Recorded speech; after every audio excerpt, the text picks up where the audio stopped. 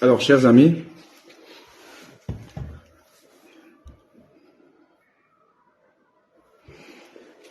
bonjour, merci d'être là pour ce petit live de 15 minutes. 15 minutes pas plus parce que je suis à ma pause et j'en ai profité pour essayer de partager avec vous mon sentiment sur la suite de cette affaire Fecafoot Minsep, qui ne cesse d'avoir des rebondissements, qui finalement est devenu un sujet de raillerie, de moquerie, avec beaucoup d'anecdotes autour de l'équipe nationale du Cameroun et les deux factions, parce que je les appelle factions, puisqu'on est finalement dans une certaine forme de guerre à peine larvée, et dont l'un des symboles fut la rencontre à la tribune présidentielle, la rencontre entre les deux personnages principaux de cette affaire, c'est-à-dire le président de la Fédération camerounaise de football et le ministre des Sports, qui se sont rencontrés à la tribune présidentielle, qui se sont salués sans se saluer. Et on a vu l'image. Une image triste, une image désolante, une image qu'on n'aurait pas imaginée dans une république sérieuse. On a vu ça. On avait déjà vu des correspondances épistolaires entre deux institutions de la République, deux représentations d'un pouvoir républicain, une association sportive qui n'est que un produit de l'État, un démembrement de l'État, du ministère des Sports, qui est donc sa tutelle, donc des échanges entre cette association et la tutelle ministérielle où certaines expressions ont été utilisées qui ont amené le public observateur à comprendre que il y a un véritable problème d'ego, un véritable problème de personne, un règlement de compte qui va au-delà du droit. Parce que le droit, si on veut faire des efforts, on comprendra où se trouve le droit. Parce qu'on a beau tourner ça dans tous les sens, en parlant de décret, en parlant de convention, en parlant des autres instructions. Au fond, on sait tous, sauf si on a de mauvaise foi, qu'il y a une part de raison dans chaque camp. Ça, on le sait. On sait qu'il n'y a pas une faction qui a raison à 100% et l'autre tort à 100%. Non. On sait que les actes posés par le ministre sont sur le plan du droit, pas complètement fallacieux. On le sait. D'ailleurs, la FIFA l'a rappelé. Mais on sait aussi que ces actes-là, posés par le ministère des Sports, sont des actes teintés de rancœur, de règlement de compte, d'effet boomerang. On le sait.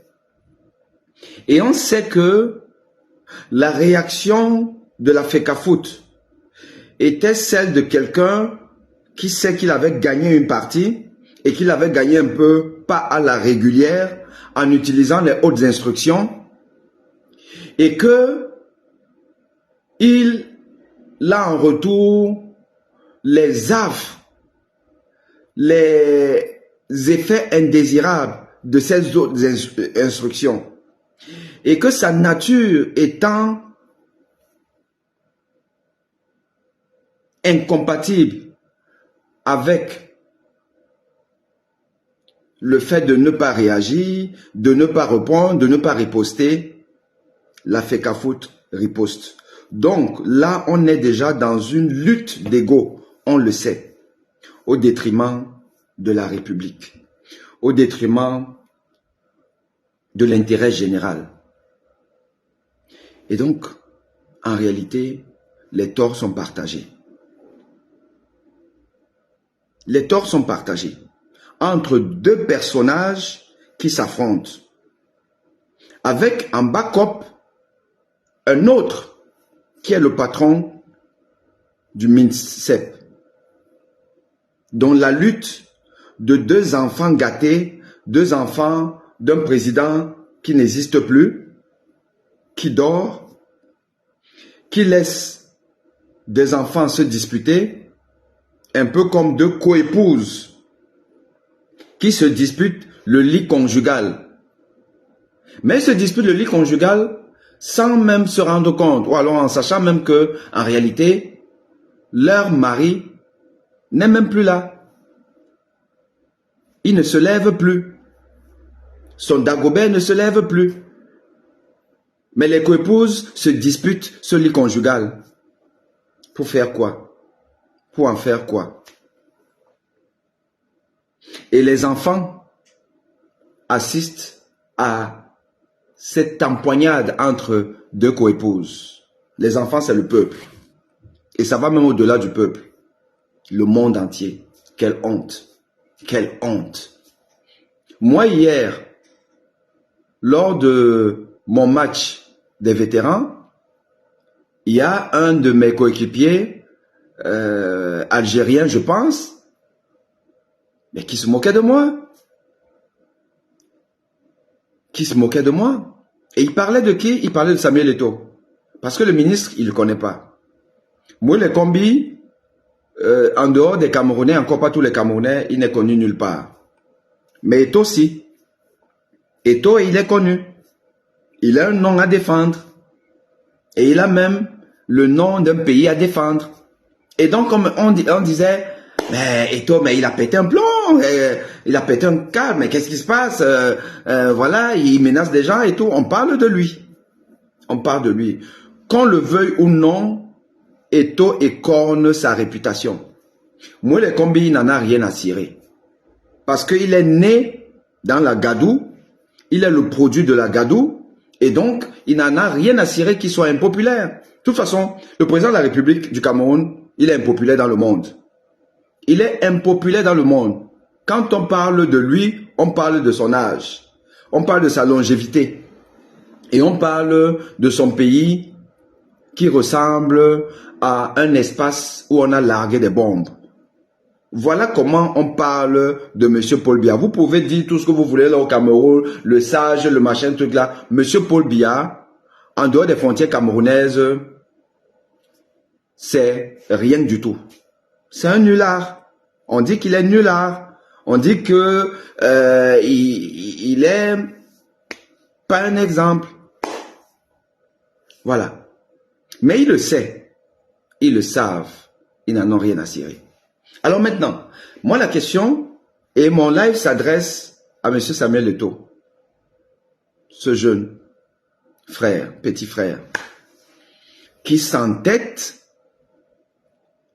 et embarque dans son entêtement toute une fédération. Toute une fédération. Et on voit des images désolantes où des gens font du forcing, font du racolage, alors qu'en réalité, ils avaient et ils ont le droit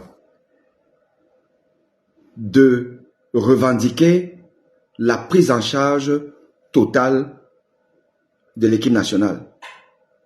Et ils ont eu ce droit. Et on leur a même donné un peu plus. Mais ils n'ont pas capitalisé ce dépassement de privilèges qu'ils ont bénéficié pendant les 2 premières années de leur gouvernance. L'État leur a tout donné. Tout. Même de l'argent. Et beaucoup d'argent. L'État a donné beaucoup d'argent à une fédération pour gérer pas le football camerounais, mais l'équipe nationale, qui ne devrait être que, en fait, la résultante d'une gouvernance plus large, holistique, qui va développer le football amateur et le faire progresser. Avec donc, en ligne de mire, une équipe nationale qui devrait être à l'image du football camerounais. Mais tout a été mis sur les Lions indomptables et un peu sur les équipes de ligue professionnelle, Elite One et un peu Elite 2, mais davantage sur l'équipe nationale. On ne parle que de milliards, billets d'avion, milliards, milliards, première classe, machin, tout là. Bon Dieu. Des jeunes footballeurs qui, il y a encore quelques années, croulaient dans la misère. Ils ont eu la chance d'avoir atteint un certain niveau de professionnalisme. Ok. Mais ils viennent du bas.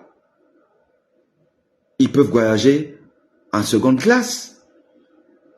Quand on me dit que maintenant les gens ils vont voyager en seconde classe, mais au nom de quoi un footballeur, un jeune, encore c'est des jeunes, donc ils ont même encore l'énergie, la puissance. Mais la deuxième classe, je suis désolé, ce n'est pas la prison. La seconde classe, ce n'est pas la prison. On peut voyager en seconde classe. Arriver la veille, 2 jours, 3 jours avant, se reposer et performer. Mais quelle est cette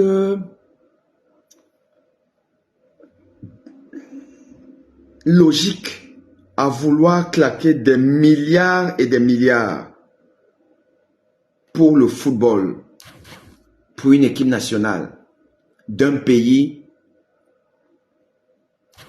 où 80% de la population vit sous le seuil de pauvreté. Mais c'est quelle folie ça. Et donc, quand on fait ça, et qu'au bout, qu'il y a même les résultats dont a besoin le dictateur pour asseoir sa dictature, la légitimer, et qu'il n'y a pas ça, et qu'on entend le dictateur nous dire, on a mis beaucoup d'argent, on vous retire la confiance, et que ça fasse polémique. Alors qu'on a soi-même dit, déclaré partout, et sur France 24, que c'est le dictateur qui décide. Qui décide? C'est lui qui décide. Et on a entendu le dictateur décider. Pourquoi il devait avoir polémique? Pourquoi on veut parler du droit quand ça nous arrange? Et quand ça ne nous arrange pas, ou quand ça nous arrange aussi, on parle de la dictature comme mode de gouvernance préféré. Car cette haute instruction ne relève que de la négation de la démocratie. On ne dirige pas un État par haute instruction. Monsieur Emmanuel Macron ne dirige pas la France sur haute instruction. Parce que si Macron dirigeait la France sur haute instruction, il aurait instruit les responsables de l'élection française de tout faire pour que le RN ne passe pas. Il aurait tout fait pour qu'on inverse les résultats des législatives européennes en France sur haute instruction. Mais il n'a pas eu besoin de haute instruction. Et même sans haute instruction, il n'était pas obligé de dissoudre l'Assemblée nationale. Or, en le faisant, il s'expose à la cohabitation, qui est inéluctable.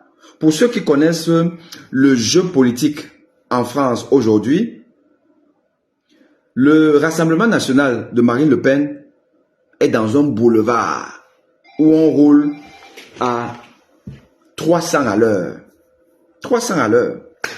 Boulevard. Macron ne peut rien. Il aurait donc pu faire le dos rond, terminer sa mandature, s'en aller tranquillement sans être emmerdé par une cohabitation. Mais le sens de l'honneur, on peut reprocher tout aux Occidentaux. Mais le blanc a le sens de l'honneur. Le nombre de ministres en Occident qui démissionnent parce qu'ils ne sont pas d'accord avec telle ou telle orientation de leur majorité présidentielle. Mais on n'en peut plus. Au Cameroun, vous avez un moment qui dit, quoi, démissionner? Quoi, tu es fou, machin, c'est trop des blancs. Regardez-moi les nègres. Regardez-moi le comportement des nègres. Des ministres qui sont là depuis 20 ans. Ils ne font rien, ils n'ont jamais rien fait, mais ils sont là. Il faut que chanter, Pobi, Ayoup, Ayoup, Ayoup. Des villageois. Des villageois. Macron a donc eu le sens de l'honneur. Il a dit, je n'ai plus votre confiance. Ma candidate à l'eurodéputation a fait flop. Ben, écoute, je m'en remets à vous. Voilà. Je demande votre confiance, vous me la renouvelez ou pas. Et puis voilà. Et il va perdre. Le RN va venir au gouvernement. Parce que l'élection législative qui s'annonce là, ce sera une razzia. Et Jordan Bardella sera Premier ministre en France. Qui l'eût cru un jour que le parti de Jean-Marie Le Pen va gouverner la France. Jordan Bardella est le futur Premier ministre français. Et ça, c'est en attendant les élections présidentielles à venir. Macron a donc pris sur lui pour se dire, bon, j'ai le droit de rester avec un gouvernement impopulaire, mais il a refusé ce droit. Il s'est refusé ce droit. Samuel Eto'o-Fils, je veux même raisonner par l'absurde. Je vais même jouer à l'églisien et je vais te donner raison. Tu as raison. Tu es le président élu de la fédération. La fédération sur le principe de la réglementation de la FIFA. C'est la fédération qui nomme le staff, qui nomme tout. Ok, je t'accorde ça. Je t'accorde que finalement,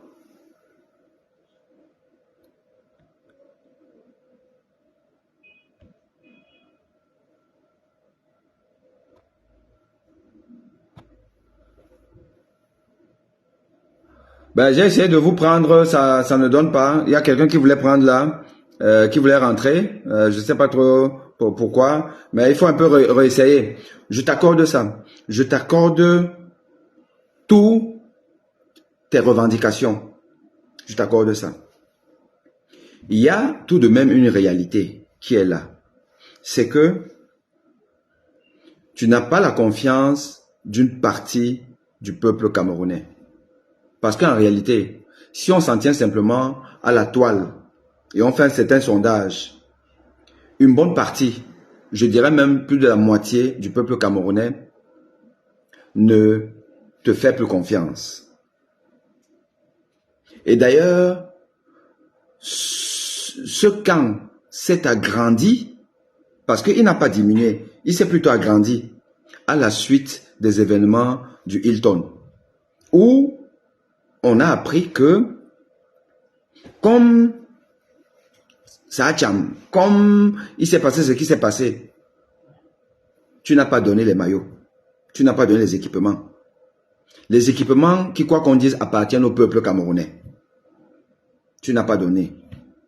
Et que l'État donc, qui est en duel fratricide avec toi, l'État a décidé de se débrouiller. Ça, c'est ce qu'on a appris. Et après un match victorieux où le peuple camerounais jubilait, on a appris que tu as adressé une lettre de menace. Je résume ça comme ça là, aux joueurs. Le peuple ne peut pas aimer. Le peuple ne peut pas aimer. Les seules personnes qui peuvent valider ça, ce sont tes fanatiques, les églisiens. Or, les églisiens, c'est maximum 20% de la population camerounaise. Allez, je t'accorde même 25%. Donc, il y a au moins 75% de la population camerounaise qui n'est plus avec toi. Ça, c'est le score de Macron, qui a mené Macron à dire « je dissous l'Assemblée ». Je dissous l'Assemblée. Un vrai dirigeant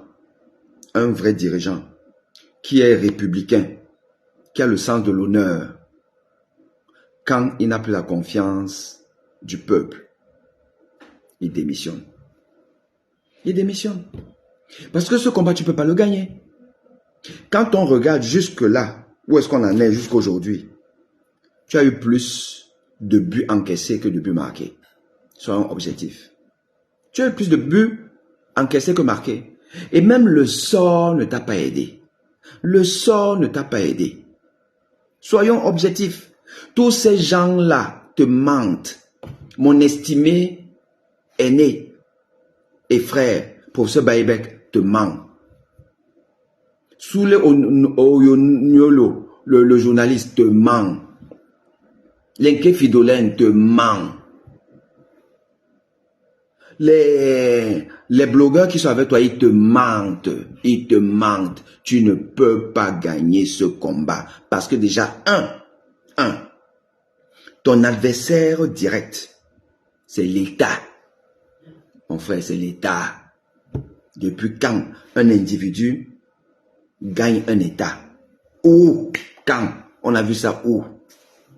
Quand? Surtout si l'État a des arguments juridiques à faire valoir. En plus des hautes instructions que tu utilises comme eux, mais sauf que tes hautes instructions, on n'a vu ça que sur le papier.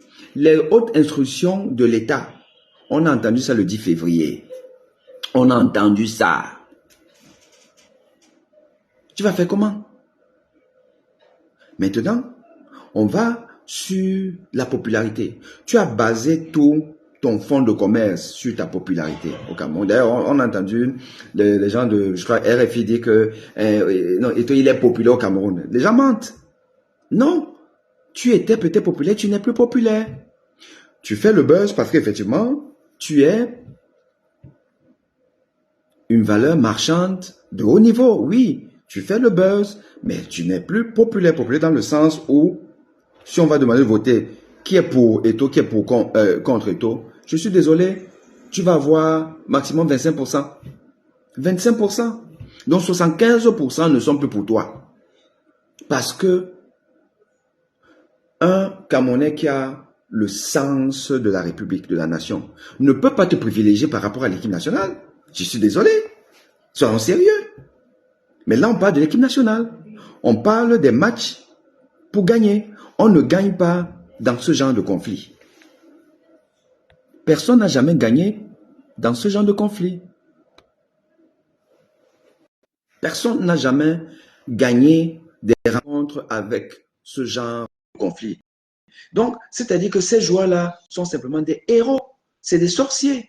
Ils nous ont sorti le plus beau match que les Lions n'aient disputé depuis déjà très longtemps. Même toi, quand tu étais capitaine de l'équipe nationale du Cameroun, les Lions ne jouaient plus comme ça.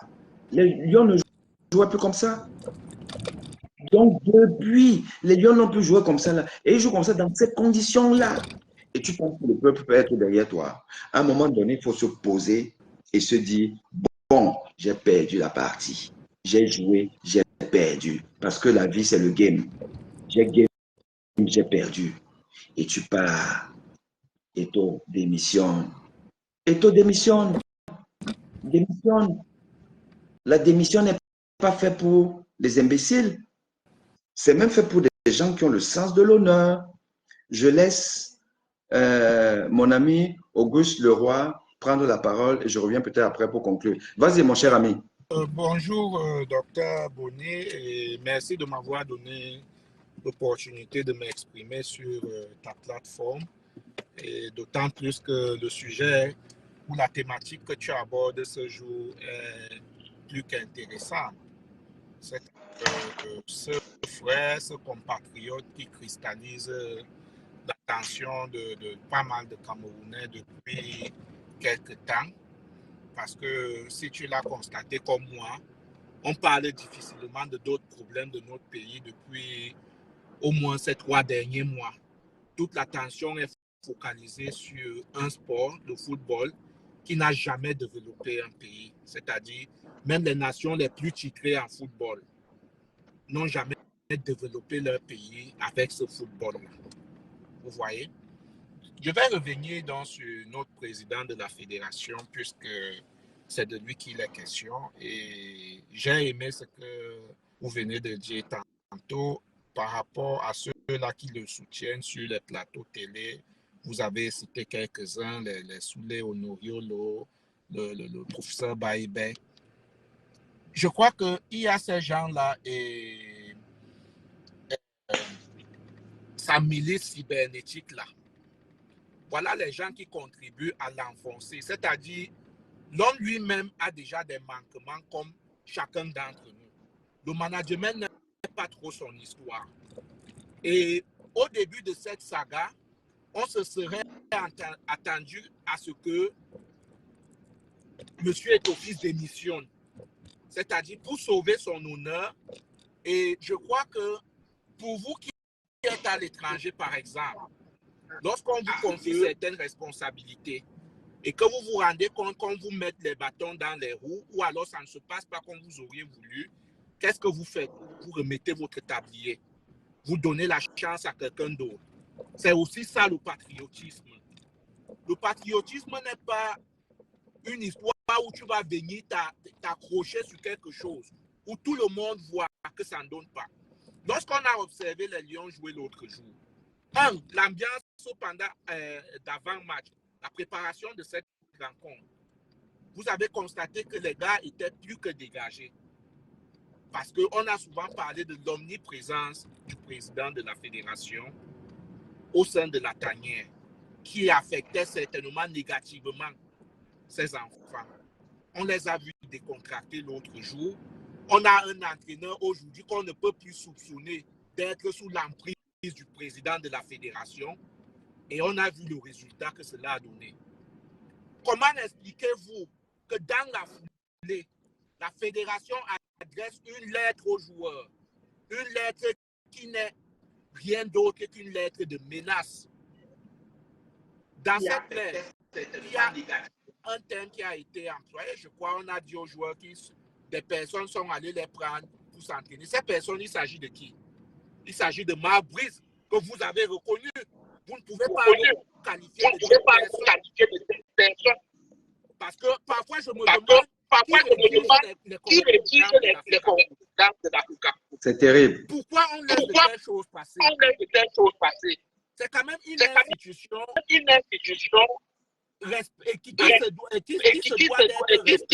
d'être respectée et qui doit aussi un peu respecter le peuple camerounais.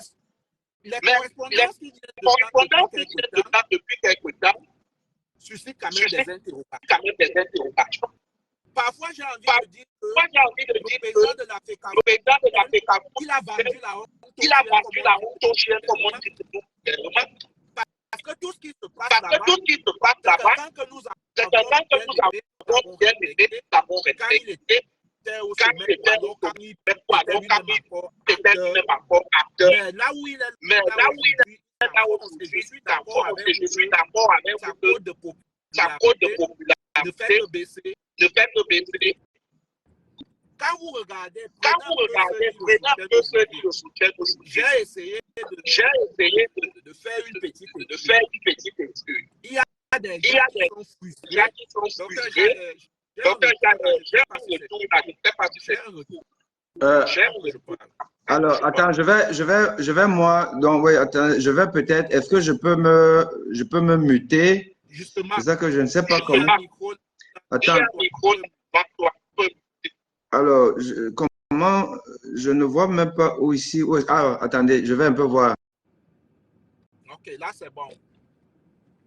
Je disais tantôt que, au vu de toute cette saga-là, si le président de la FECAFOOT voulait encore préserver son honneur, il aurait dû rendre son tablier. Et il serait sorti par la grande porte. Je dis, même au soir du jour où il a demandé des excuses, si après ces excuses-là, il envoyait sa lettre, il leur disait, j'en ai terminé, continuez, il serait sorti par la grande porte. Mais vous voyez qu'après les excuses, regardez les événements qui se sont enchaînés. Vous avez vu sa mine l'autre jour à l'arrivée au stade. Incapable même de tendre la main à son ministre de tutelle. C'est-à-dire, même dans l'air, tu vois ce qui ne va pas. Mais pourquoi rester dans un climat pareil? Pourquoi? Je pense que c'est là où je suis arrivé pour dire que nous, les Africains, docteur, faites-nous des recherches, vos collègues et vous. Je pense que l'Africain souffre de ce que j'appelle le syndrome du pouvoir. Vous avez constaté que nous, les Africains, quand bien même nous avons passé des décennies à l'étranger, lorsque nous revenons chez nous, nous sommes incapables de copier ce qu'il y a de positif là-bas. Dites-moi un peu, le président de la FECAFOOT a joué au football. Il a été un grand joueur. Son talent, personne ne peut le nier. Mais il n'a pas été le meilleur joueur du monde, je vous le rappelle. Dites-moi un peu dans quel pays du monde vous voyez un joueur de son rang être dans des histoires aussi rocambolesques que celles que nous vivons aujourd'hui à la tête de la fédération. Là. Je n'en connais pas. Peut-être que je ne suis pas suffisamment informé, mais j'ai essayé de chercher quelle est cette ancienne gloire là dans n'importe quel pays du monde qui s'accroche tant à ces choses-là. Je n'en trouve pas. Même chez nous sur place, votre micro est muté, docteur. Votre micro est muté. Il faut...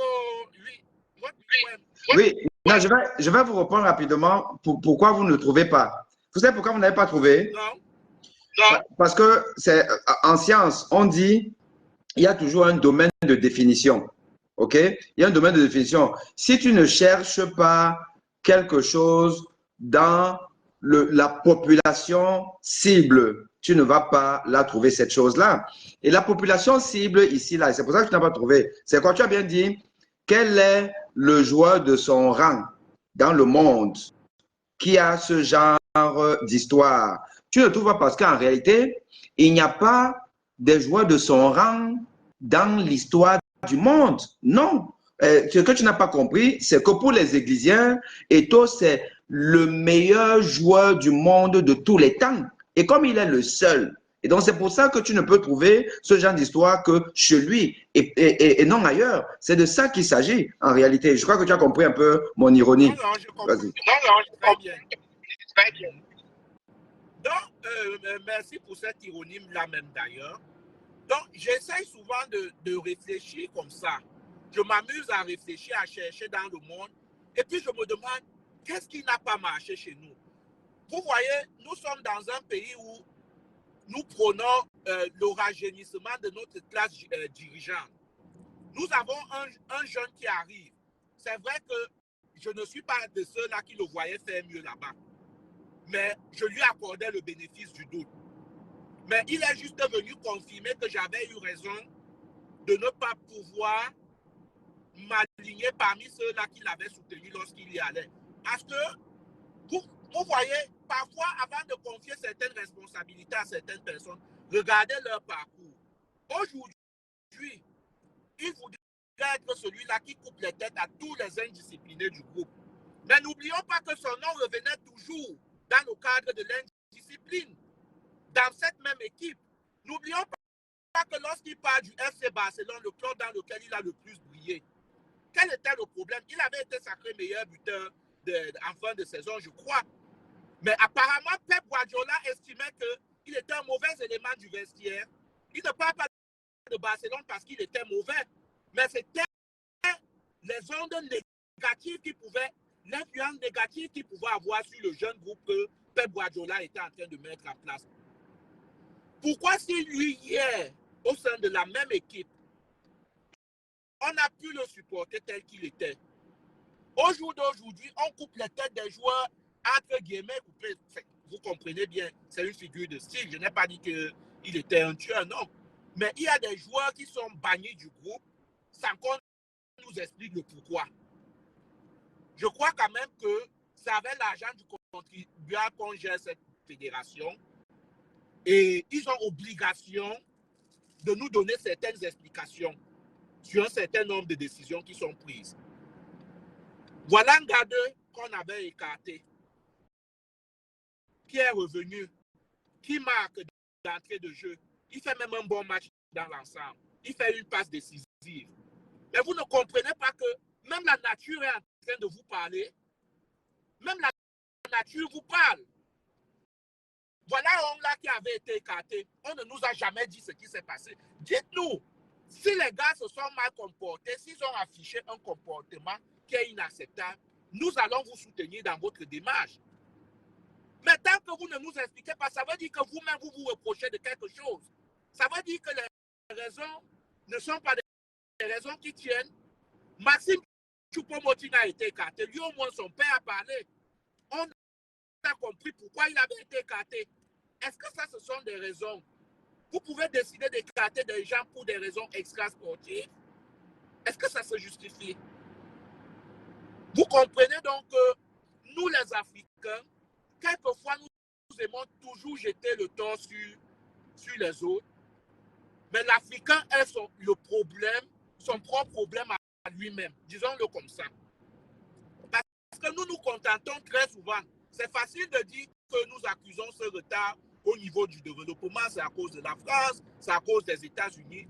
Mais est-ce que nous avons essayé de regarder notre part de responsabilité? Puisque notre jeune frère dont il est question ici, il a vécu en Europe pendant plus d'une vingtaine d'années, si je ne me trompe. Il a vu comment ça se passe là-bas. En Europe, quand ça ne va pas, vous remettez votre tablier. Vous pouvez me rappeler quand est-ce qu'un président de fédération a eu à s'adresser à un entraîneur sur des thèmes aussi, dans un langage aussi vulgaire que celui que nous avons suivi il y a 2 semaines là. Je ne pense pas que ça tienne. Et lorsque vous avez vu sa réaction là, c'est la réaction d'une personne qui est dépassée par les événements en fait, mais qui continue de s'entêter ou de s'accrocher à ce poste. Donc, docteur, si vous avez parlé d'une éventuelle démission, je ne le vois pas en train de démissionner. Mais cependant, ceux qui le soutiennent vont vous dire que c'est parce qu'il est patriote. Non. Et je crois même qu'il est temps qu'au niveau des textes de cette fédération, qu'on exige que pour que quelqu'un soit candidat là-bas, que ce soit quelqu'un qui a eu à diriger au moins un club. Cette histoire où les gens viennent sans avoir dirigé un club, que ce n'est que la fédération qui les intéresse ou l'équipe nationale, il va falloir qu'on essaie de jeter un coup d'œil là. Parce qu'en fait, aujourd'hui, on comprend que la bataille dans laquelle ils sont, c'est une bataille d'intérêt. Aussi simple que ça. Intérêt et pouvoir. Les deux réunis. Ok, merci mon cher ami. Comme j'ai dit tout à l'heure, vraiment, je voulais faire un direct juste de 15 minutes parce que je suis vraiment entre 2 consultations et là, ma pause est terminée, donc je prendrai des patients tout à l'heure qui ont la gentillesse d'attendre. Donc, si tu peux, peut-être en 30 secondes, conclure en fait ton propos et tes idées, s'il te plaît. Oui, d'entrée de jeu, vous remercier d'avoir vu cette échec avec Camerounais qui poursuivent et les Camerounais encore du J'aimerais que lorsqu'on fait des reproches à nos dirigeants, nous ne faisons pas des reproches, ce ne sont pas des batailles de personnes. On soutient des vidéos et non des personnes. Et ce qui est en train de se passer aujourd'hui avec notre football, qui ternit l'image de notre pays en fait, parce qu'on voit 2 dates qui voyagent, c'est du jamais vu. Il faut vraiment que nous parlions de la sécurité de Dieu. Ces jeunes joueurs nous ont prouvé samedi que malgré qu'ils n'évoluent pas dans de très grands clubs comme au début des années 2000, on peut quand même tirer de bons dates. Si on essaie d'aplanir un certain nombre d'exigences et que chacun fasse ce pourquoi il a été placé où il est. Mais pour avoir des gens qui vont aller dans le sens, je crois qu'on va encore se retrouver dans les mêmes affaires qu'hier. Ok, merci à toi. Merci à toi. Alors, je vais conclure en répondant un peu aux préoccupations de Benoît Yeke. Et je lis exactement ce qu'il a écrit. Benoît Yeke dit, que reproche, pourquoi c'est parti? Que reproche-t-on à Samuel Eto'o exactement? Le fait qu'il veut faire réellement son travail, sa mission. Je veux comprendre comment vous pouvez soutenir l'attitude du MINSEP. Voilà. Et moi, j'ai réagi en disant… Oui, mais vraiment, il faut être très, très court parce que là, vraiment, il faut vraiment être court. Ouais. On voudrait que ne se prive pas à ce jeu-là où hier il a accepté des hautes instructions et aujourd'hui il remet en cause les mêmes hautes instructions. Il y a manque de compétences. Très bien. Excellent. Et tu as dit ce que j'allais dire entre autres. Et donc, moi, je réagis. Vraiment, tu es réducteur. Il faut être vicieux pour détourner la pensée des gens. Qui a supporté le MINSEP? Pourquoi tu es comme ça? C'est ce que je dis. Et à lui de répondre, non, je ne comprends pas cet acharnement sur un monsieur qui a été élu et qui fait son travail. Voilà. Et moi, ce mot-là m'a toujours amusé au Cameroun. Hein. Le mot acharnement. Non, tu fais de l'acharnement. Oh, tu fais de l'acharnement. Chaque fois qu'un individu revendique son droit en parlant ou en accusant celui qu'il considère comme son bourreau. Dès que vous le faites plus d'une fois, à un moment donné, même si vous avez raison, le simple fait d'avoir insisté, après, le peuple camerounais finit par avoir de l'empathie pour le bourreau et te dire, mais finalement, c'est de l'acharnement. Moi, j'en sais quelque chose.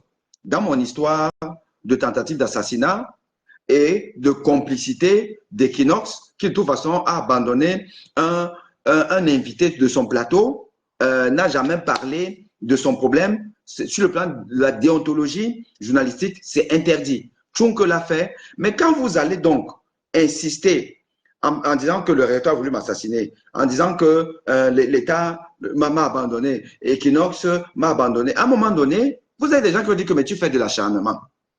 Comme si finalement, le fait d'insister devient l'acte pénal, mais pas l'acte qui a entraîné ce qui considère comme l'acharnement. Moi, le peuple camerounais a un sérieux problème avec la logique et le sens de l'honneur. J'insiste encore. Au nom de quoi de parler d'acharnement quand vous avez quand même un monsieur qui, comme tu l'as dit, depuis qu'on le connaît, tant comme footballeur que comme dirigeant, n'a qu'accumulé des controverses, des polémiques, des histoires conflictuelles, toujours. Et ton fils égale conflit, de bout en bout. Et donc, on doit laisser quelqu'un sous prétexte qu'il est venu assainir. On assainit comment? C'est quoi l'assainissement des taux dans ça? Donc, le bilan que le chef de l'État, que lui, il adore, hein, lui, il adore. Il est l'enfant du chef de l'État. Il vote pour le chef de l'État. Moi, je n'ai jamais voté pour le chef de l'État. Ce même chef d'État pour qui il vote, lui dit que ton bilan est mauvais. Tu dis que tu es venu assainir, tu n'as rien assaini. On n'a pas de résultat. Mais au nom de quoi, Benoît, il y a quelqu'un qui dit qu'il est venu assainir. Mais ça veut dire quoi? Ça veut dire qu'il est venu assainir. Mais quel est ce messianisme-là? Où les gens pensent que simplement parce que tu t'appelles Eto, parce que tu as bien tapé au ballon, donc tout ce que tu dis que tu vas faire, en réalité, tu as déjà fait. C'est déjà réalisé. Non, le bilan est négatif, monsieur Benoît Yeke. Le bilan est négatif. Son papa a fait le constat que nous tous nous voyons. Le Cameroun n'est même pas en voie de retrouver sa grandeur perdue. Du moins, n'était pas. Parce que c'est peut-être depuis le match... Je pense que nous pressons. Si Benoît Yeke peut mieux le départ, si on organise un live, nous sommes ouverts à ce débat. Absolument. Si toutes les équipes nationales, on fait le bilan du championnat du Cameroun, la Coupe du Cameroun, le football jeune qui nous avait et puis il va nous tirer à la porte. C'est quand même incroyable. C'est incroyable. Le bilan est négatif. Et il n'y a que les histoires de corruption, des conversations téléphoniques, les bros, les X-Bet. On nous a montré des footballeurs, ceux-là même qu'il a chassés, qui eux construisent des écoles. Lui, il envoie la jeunesse faire le jambo. Hein? À un moment donné, il faut que les gens arrêtent. Et je dis encore, je termine avec ça. Le problème des taux, et je l'ai déjà dit, je pense que les gens ont quand même suivi mes sorties médiatiques. Le problème de taux, c'est qu'il est entouré des griots qui lui disent que après Dieu, c'est lui.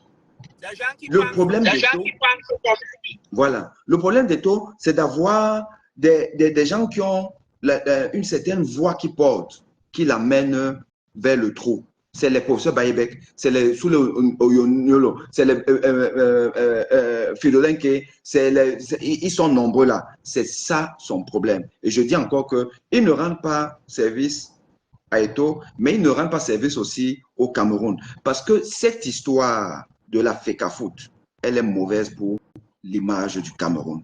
Et ça cause donc de tout cela qui conforte Eto dans une posture qui, de toutes les façons, elle n'est pas réaliste. Elle n'est pas réaliste. Il ne peut pas gagner le combat avec l'État. Et d'ailleurs, on se rend compte que même les footballeurs, sur ce qu'on entend, ne sont pas avec lui. Tu n'as donc pas le football, tu n'as donc pas les footballeurs. Alors que quand même, tu es censé au moins les avoir. Tu n'as pas les footballeurs, tu n'as pas l'État, tu n'as plus le peuple, parce que le peuple ne peut pas choisir Eto par rapport à la sélection. Tu n'as donc plus personne, sauf quelques derniers Mohicans qui te font croire que Eto a perdu la face. Il faut qu'il démissionne. Je suis désolé. Vraiment, merci beaucoup pour ta participation. Mais on va organiser, si tu veux, il faut qu'on peut organiser un débat en soirée tranquillement, plus ouvert, peut-être après le match de l'Angola de demain, parce qu'entre-temps, c'est sûr qu'il y aura encore beaucoup d'événements. Il y aura beaucoup d'événements. Voilà. Organisons quelque chose. Ok. Et faites un pause. Quelqu'un qui se porte de parade, de venir, le message tout à l'heure. Qui veut venir défendre le président d'Eto qui vient. Ça marche. Oui. On va le faire. Okay. Mercredi, on va faire un débat spécial. Ça marche. D'accord. Allez, merci. Merci à tout le monde. Merci. Bonne soirée.